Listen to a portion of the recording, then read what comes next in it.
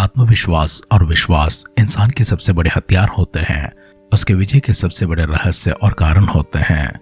जो इंसान अपने बलबूते पर विश्वास को रखता है, जो इंसान अपने सामर्थ्यों के ऊपर, अपनी क्षमताओं के ऊपर और अपनी काबिलियतों के ऊपर, और वह क्या कर सकता है क्या नहीं कर सकता है, ये सब जानता हुआ इंसान अपने आत्मविश्वास के कारण कामयाबी को हासिल करने का, अपने जो काम करता है उसे सफल करने का विश्वास को रखता है और अपने मकसद में आगे बढ़ते चला जाता है। उसे आगे बढ़ाने का दूसरा हथियार है विश्वास। यह विश्वास किसी और व्यक्ति के ऊपर हो सकती है, कोई ताकत के ऊपर हो सकती है, किसी सामर्थ के ऊपर हो सकती है, या फिर परमेश्वर के ऊपर हो सकती है। मनुष्य जब अपने विश्वास को किसी और के ऊपर रखता है और जिस पर उसने अपने भरोसा को रखा है, अपनी आस को रखा है, वो उसे टूटने नहीं देता है, उसे बिखरने नहीं देता है, तो ऐसा मनुष्य किसी भी चीज को हासिल कर सकता है, किसी भी चीज को संभव करा सकता है। वो अपने लक्ष्य तक पहुंचने के लिए, अपने मुकाम तक पहुंचने के लिए, अपने मंजिल पर चढ़ने के लिए वो अपना विश्वास और आत्मविश्वास का उपयोग करता हुआ बड़ी से बड़ी और कठिन से कठिन लक्ष्यों तक भी पहुंच पाता है। और ऐसे इंसान के सामने कोई पहाड़, कोई चट्टान भी अड़चन नहीं बन सकती है। उन सबों को भी हटाता हुआ, उन्हें पार करता हुआ वो आगे चला जाता है। हमारे देश अमल का पहला ग्रंथ में चल रही है। वहां पर जाने से पहले आइए हम सभी अपने आत्मविश्वास को बढ़ाते हुए परमेश्वर के ऊपर या किसी और के ऊपर हमारा जो विश्वास है उसे दृढ़ करने के लिए, उसे स्थिर करने के लिए, सबसे बढ़कर स्वर्गीय लोक से, परमेश्वर की ओर से हमारी सहायता हम तक किस प्रकार से पहुंचती है, इन बातों को जिस प्रकार से हम लोग गौर करने जा रहे हैं, ध्यान करने जा रहे हैं, उसके लिए हम मिलकर परमेश्वर से प्रार्थना करेंगे। परमेश्वर हमारे बल को बढ़ाइए, सामर्थ को बढ़ाइए, हमारी शक्तियों को, ताकतों को बढ़ाइए। हमारी विश्वास जो हमने आपकी पर रखी है उसे भी बढ़ाने के लिए आए मिलकर परमेश्वर के सानिध्य में जाते हैं। अपनी आंखों को बंद करेंगे, सिरों को झुकाएंगे, एक छोटी सी दुआ हम अपने आप के लिए करेंगे। हमारी प्रार्थनाओं को सुनकर उत्तर हम तक पहुंचाते हैं, हमारे युद्ध में हमारी सहायता करते हैं, हमारे संघर्ष में हमारे पक्ष देते हैं। हमारी ओर से परमेश्वर आप खुद लड़ते हैं। हमारी सारी कमजोरियों को अपनी सामर्थ में बदलते हुए हमें दृढ़ करते हैं, हमें स्थिर करते हैं। और परमेश्वर आप अपनी ओर हमें आकर्षित करते हैं। इतने दयालु, अनुग्रहकारी, सामर्थी, कृपालु पिता परमेश्वर, आप हमारे होकर हमारे पास रहते हैं। हम इसके लिए परमेश्वर आपकी शुक्र अदा करते हैं। हम आपकी आदर करते हैं, सम्मान करते हैं। महिमा गौरव के साथ में स्तुति आराधना का भेंट परमेश्वर आपके दिव्य सानिध्य में लेकर आते हैं। एक और सुंदर सा समय जो आपने हमें सौभाग्य के रूप में प्रदान किया है, उस सौभाग्य के लिए, उस अद्भुत प्रभु जी वरदानों के लिए आपको धन्यवाद करते हैं। आपकी दिव्य उपस्थिति में हम आगे बढ़ते हुए, आप में स्थिर होकर, आपके ऊपर पूर्ण भरोसा को रखते हुए हमारे व्यक्तिगत जीवन को आगे बढ़ाने के लिए, हमें सहायता करने के लिए प्रार्थना करते हैं। हमारे जीवन के जितने भी संघर्ष क्यों ना हो प्रभु जी, वो हो सकता है हमारे कमजोरी के विरोध में हो सकता है परमेश्वर हमारे विरोधियों के विरोध में हो सकता है हमें नाश करने वाली हर प्रकार की ताकत के विरोध में क्यों ना हो, शैतानी युक्तियों के विरोध में क्यों ना हो। स्वर्गीय पिता परमेश्वर, आपकी अनुग्रह भरा हाथ और आपके दिव्य सामर्थ, आपकी सहायता भरी हाथ हमेशा हमारे ऊपर रखने के लिए प्रार्थना करते हैं। पवित्र आत्मा का अभिषेक से प्रभु जी हमें भर दीजिए। आपकी आत्मा का ज्ञान में चलाने के लिए प्रार्थना करते हैं। आगे के वक्त परमेश्वर अपने वचनों के माध्यम से हमसे बातें कीजिए, हमारी आंखों को खोलिए, हमें विश्वास में और भी दृढ़ करते हुए, स्थिर करते हुए, चट्टानों को हटाने जैसा, चट्टानों को तोड़ने जैसा, उन्हें पार करने जैसा विश्वास हमारे भीतर जगाते हुए परमेश्वर हम सबको और भी दृढ़ करने के लिए आपसे नम्र प्रार्थना करते हैं। हमारे सारे परिजनों को, आपके भक्तगणों को आपकी दृष्टि में समर्पण करते हैं। व्यक्तिगत तौर से पिता परमेश्वर हर एक जन को छूने के लिए, शारीरिक रूप से, मानसिक रूप से, आर्थिक रूप से, आध्यात्मिक रूप से, पारिवारिक रूप से प्रभु जी, सामाजिक रूप से हर व्यक्ति को प्रभु जी स्वतंत्र करने, आजाद करने और उन्नति कर बढ़ाने के लिए प्रार्थना करते हैं। उनकी सारी आवश्यकताओं को प्रभु ईश्वर के भंडारों को खोलकर उन तक पहुंचाने के लिए नम्र प्रार्थना करते हैं। हमारी दुआएं पिता परमेश्वर आपके स्वर्ग में पहुंच चुकी हैं और आप उत्तर को लेकर हमारे पास आ चुके हैं। शुक्र अदा करते हुए आदर, सम्मान, महिमा के साथ में हमारे उद्धारकर्ता हमारे प्रभु यीशु मसीह के नाम से इस प्रार्थना को मांगते हैं। सुन और कबूल कर पिता। आमेन, आमेन, आमेन। आध्यात्मिक जीवन की दैनिक खुराक सुन रहे हमारे सारे प्रिय श्रोताओं को, परमेश्वर के प्रिय भक्तगणों को प्रभु यीशु मसीह के नाम में प्यार भरा जय मसीह की सुप्रभातम और शुभोदय कहते हुए हम सबका मनपसंद ध्यान के अंदर आध्यात्मिक जीवन की दैनिक खुराक में और इस नए दिन में आप सबका स्वागत करते हैं। हमारी दिन शमल का पहला ग्रंथ 14 अध्याय में चल रही है। आइए उसका पहला वचन से पढ़ते हुए कुछ वचनों को हम लोग ध्यान करेंगे। एक दिन शाऊल के पुत्र योनातान ने पिता से बिना कुछ कहे अपने हथियार ढूंढने वाले जवान से कहा, आ हम उधर फलिस्तियों की चौकी के पास चलें। शाऊल तो गिबा के सिरे में मिगमोन में के अनार के पेड़ के तले टिका हुआ था और उसके संग कोई 600 लोग थे। और एली जो शिलो में यहोवा का याजक था, उसके पुत्र पिनहास का पोता और ईकाबोद का भाई अहीतूब का पुत्र अहियाब भी एपोद पहने हुए संग था। परंतु उन लोगों को मालूम न था कि योनातान चला गया है। उन घाटियों के बीच में जिनसे होकर योनातान पलिश्तियों की चौकी में जाना चाहता था, दोनों अलगों पर एक एक नौकीली चट्टान थी। एक चट्टान का नाम तो बोसेस और दूसरी का नाम सेने था। एक चट्टान तो उत्तर की ओर मिकमाश के सामने और दूसरी दक्षिण की ओर गिबा के सामने खड़ी है। तब योनातान ने अपने हथियार ढोने वाले जवान से कहा, आ हम उन खतनारहित लोगों की चौकी के पास जाएं। क्या जाने यहोवा हमारी सहायता करे, क्योंकि यहोवा को कुछ रोक नहीं है कि चाहे तो बहुत लोगों के द्वारा चाहे थोड़े लोगों के द्वारा छुटकारा दे। उसके हथियार ढोने वाले ने उससे कहा, जो कुछ तेरे मन में है वही कर, उधर चल, मैं तेरी इच्छा के अनुसार तेरे संग रहूंगा। योनातान ने कहा, सुन, हम उन मनुष्यों के पास जाकर अपने को उन्हें दिखाएं। यदि वे हमसे कहें हमारे आने तक ठहरे रहो, तो हम तो उस स्थान पर खड़े रहें और उनके पास ना चढ़े। परंतु यदि वे यह कहें कि हमारे पास चढ़े आओ, तो हम ये जानकर चढ़े कि यहोवा उन्हें हमारे हाथ कर देगा, हमारे लिए यही चिन्ह होगा। तब उन दोनों ने अपने को पलिश्तियों की चौकी पर प्रकट किया।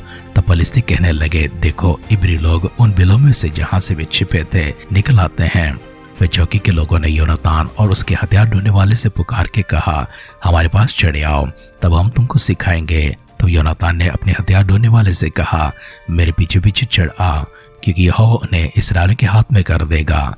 और योनातान अपने हाथों और पांवों के बल चढ़ गया और उसके हथियार ढोने वाला भी उसके पीछे पीछे चढ़ गया। और पलिश्ती योनातान के सामने गिरते गए और उसका हथियार ढोने वाला उसके पीछे पीछे उन्हें मारता गया। यह पहला संहार जो योनातान और उसके हथियार ढोने वाले से हुआ, उसमें आधे भीगे भूमि में 20 पुरुष मारे गए और छावनी में और मैदान पर उन सब लोगों में थरथराहट हुई और चौकी वाले और नाश करने वाले भी थरथराने लगे और भूईडोल भी हुआ और अत्यंत बड़ी थरथराहट हुई। और बेन्यामीन की गिबा में शाऊल के पहरों ने दृष्टि करके देखा कि वह भीड़ घटती जाती है और वे लोग इधर उधर चले जाते हैं। तब शाऊल ने अपने साथ के लोगों से कहा, अपनी गिनती करके देखो कि हमारे पास से कौन चला गया है। उन्होंने गिनकर देखा कि योनातान और उसका हथियार ढोने वाला यहाँ नहीं है। तब शाऊल ने अबियास से कहा, परमेश्वर का संदूक इधर ला। उस समय तो परमेश्वर का संदूक इस्राएलियों के साथ था। शाऊल याजक से बातें कर रहा था कि पलिश्तियों की छावनी में हुल्लड़ अधिक होता गया। तब शाऊल ने याजक से कहा, अपना हाथ खींच। तब शाऊल और उसके संग के सब लोग इकट्ठे होकर लड़ाई में गए। वहां उन्होंने क्या देखा कि एक एक पुरुष की तलवार अपने अपने साथी पर चल रही है और बहुत कोलाहल मच रहा है। और जो इब्री पहली किनाई पलिश्तियों की ओर के थे और उनके साथ चारों ओर से छावनी में गए थे, वे भी शाऊल और योनातान के संग के इस्राएल में मिल गए। और जितने इस्राएली पुरुष इब्राहिम की पहाड़ी देश में छिप गए थे, वे भी यह सुनकर के पलिश्ती भाग जाते हैं, लड़ाई में आ उनका पीछा करने में लग गए। तब यहोवा ने उस दिन इस्राएलियों को छुटकारा दिया और लड़ने वाले बेतावन की परली की ओर तक चले गए। शमूएल का पहला ग्रंथ 14 अध्याय का पहला वचन से लेकर 23वां वचन तक हमने पढ़कर सुना है। हमने पिछले अध्ययन में गौर किया था, शाऊल के ऊपर शमूएल बहुत ही नाराज हो जाते हैं, गुस्सा हो जाते हैं। शाऊल से शमूएल ने कहा था, तूने मूर्खता का काम किया है। शाऊल ने शमूएल का इंतजार न करता हुआ, उसके आने के बाद न जोता हुआ, जब प्रजा उसके पास से चले जा रहे थे, वह डर जाता है और प्रजा को अपने साथ में रखने के लिए वो होम बलि चढ़ाता है, यह संकेत देते हुए कि हम युद्ध के लिए जा रहे हैं। लेकिन तब तक लोग उसको छोड़कर चले जा चुके थे, बहुत से लोग चले गए हैं। हमने इससे पहले गौर किया था, शाऊल की एक पुकार को सुनकर 3,30,000 के लोग इकट्ठे हो गए थे, लेकिन आज शाऊल के पास केवल 600 लोग बच गए हैं। इसलिए शाऊल होम बलि चढ़ाकर उन्हें युद्ध में आगे ले जाना चाहता है, लेकिन उसने परमेश्वर के पास जाकर कम से कम विनती नहीं किया। शमूएल जब उसके ऊपर क्रोधित हो गया था, गुस्सा हो गया था, उससे उसने कहा, हाय मैंने गलती किया है, मैंने बड़ा पाप किया है। मैंने कम से कम परमेश्वर से यह तक नहीं पूछा कि क्या हम युद्ध के लिए जाएं या फिर हम खड़े रहें, वरन मैंने तेरे आने का विलंब होता हुआ देखकर मैंने होम बलि को चढ़ाए हैं। शमूएल अपनी बातें कहकर शाऊल के पास से चला गया था। शाऊल गिबा में रह गया है। उसका बेटा योनातान अपने हथियार ढोने वाले से कहता है, हम जाकर पलिश्तियों की चौकी में देखेंगे। अगर वह कहते हैं हमारे आने तक यहीं पर रुके रहो, तो हम यहीं पर रुके रहेंगे। यदि हमसे कहेंगे कि यहाँ पर चढ़ आओ, हम तुमको कुछ सिखाएंगे, तो हम उनके पास जाएंगे। क्या पता परमेश्वर उन्हें हमारे हाथ में कर देगा, क्योंकि परमेश्वर के लिए कोई काम असंभव नहीं है। वो तो बहुत से कम लोगों से भी अपना काम को करवा सकता है। योनातान की हथियार ढूंढने वाला ने उससे कहा, जैसी तेरी इच्छा, तेरे मन में जो कुछ भी है वैसा ही कर, मैं तेरे पीछे पीछे चलता रहूंगा। योनातान जैसे वहां पर पहुंचता है, चौकी के लोगों ने उससे कहा, आओ यहाँ पर आओ, हम तुम्हें कुछ सिखाएंगे। तब योनातान ने कहा, परमेश्वर ने हमारे हाथ में कर रहे हैं, चल तो मेरे पीछे चले आ। योनातान उस चट्टान पर चढ़ गया और उसका हथियार ढूंढने वाला भी उसके पीछे पीछे चलता गया। जैसे योनातान आगे आगे चलता गया, फलिस्ती एक एक करते उसके सामने गिरते गए और उसके पीछे योनातान का हथियार ढूंढने वाला अपने हथियार को निकालकर उन्हें मारता गया है। इस प्रकार से आधे बीघे जमीन में कुछ 20 पुरुष लोगों को उन्होंने मारा। तब लोगों में कोलाहल मच गया, सब लोग चिल्लाने लगे, थरथराने लगे और वहां पर भीड़ोल भी हो गया और सब लोग यहाँ वहां तितर बितर होने लगे। वे आपस में कहने लगे, जो इब्री अभी तक छिपे हुए थे वे अपने बिलों में से बाहर निकल आते हैं और हम पर वे युद्ध के लिए प्रबल हो गए हैं, इसलिए वे थरथरा गए हैं, कांप फूटे हैं और चिल्ला चिल्लाकर अत्यंत भयभीत होकर वहां से भागने लगे हैं। दूसरी ओर बिन्यामीन की गवाह में शाऊल के पास जितने लोग थे उनकी संख्या घटती जा रही थी।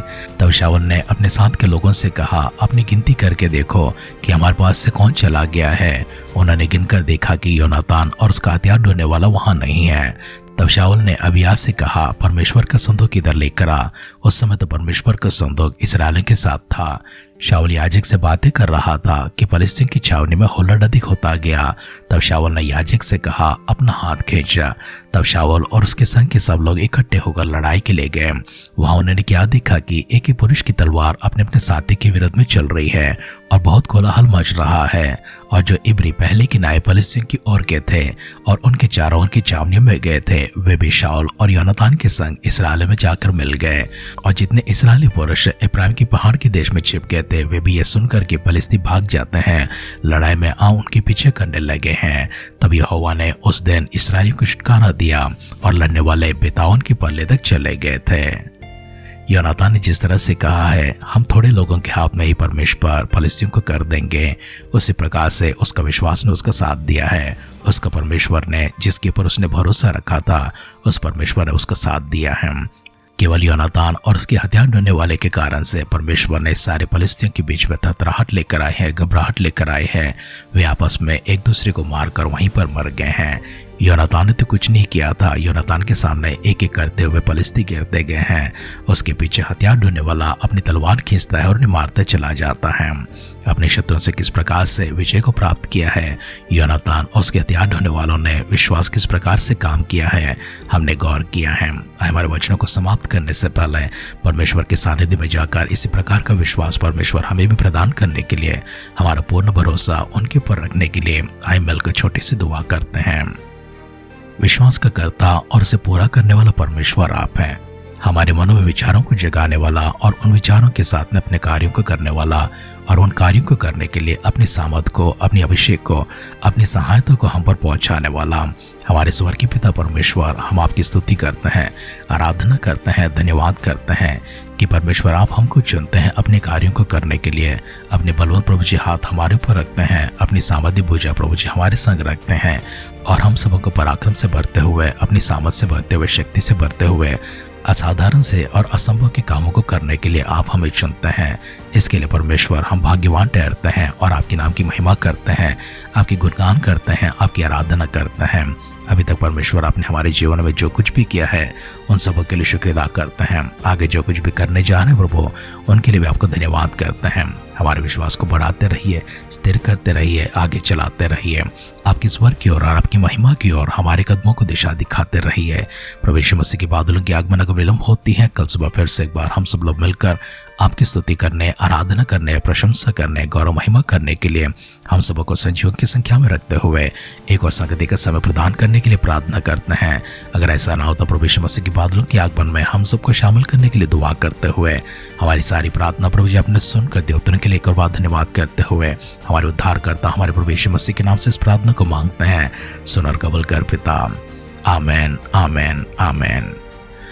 कोई ऐसी पहाड़ आपके सामने अड़चन ना बन पाए, कोई ऐसी चट्टान आपको रोकने ना पाए, कोई ऐसे विपरीत हालात या कठिन परिस्थिति आपको कमजोर न कर दे, आपके आत्मविश्वास को और आपके विश्वास को परमेश्वर अपने वचनों के माध्यम से, अपने अभिषेक के माध्यम से, अपनी वाणी के माध्यम से, अपनी सहायता के माध्यम से, अपने दाहिने हाथ आपकी ओर बढ़ाते हुए, आपको साथ लेकर चलाते हुए, हमेशा परमेश्वर आपको स्थिर करते हुए, असंभव से असंभव कार्यों को, असाधारण से कार्यों को करने के लिए आपको चुनते रहे, आपको भरते रहे, आपको स्थिर करते रहे। हमारी इसी दुआ और कामना के साथ आज के ध्यान कहीं पर समाप्त करते हैं। आप सुनते रहिए, सुनाते रहिए आध्यात्मिक जीवन की दैनिक खुराक। कल फिर मिलेंगे। अपना ख्याल रखिए, अपनों को ख्याल रखिए, दूसरों का भी ख्याल रखिए। God bless you.